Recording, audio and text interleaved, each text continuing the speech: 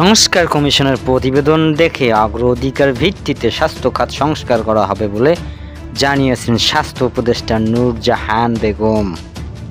সকালে সিলেটে কোম্পানীগঞ্জ উপজেলা স্বাস্থ্য কমপ্লেক্স পরিদর্শন করে একথা জানান তিনি বলেন, প্রধান উপদেষ্টার ঘোষিত রোডম্যাপ অনুযায়ী জাতীয় নির্বাচন অনুষ্ঠিত হবে, তবে জনগণ আরও সংস্কার চাইলে নির্বাচন বিলম্ব হতে পারে বলে জানান তিনি। এছাড়া জনগণ যদি মনে করে সংস্কার প্রয়োজন নেই, তাহলে যে কোনো সময় অন্তর্বর্তী সরকার চলে যাবে বলে উল্লেখ করেন। এদিন সকালে সিলেটের কোম্পানীগঞ্জ উপজেলা স্বাস্থ্য কমপ্লেক্স পরিদর্শন করে উপদেষ্টা।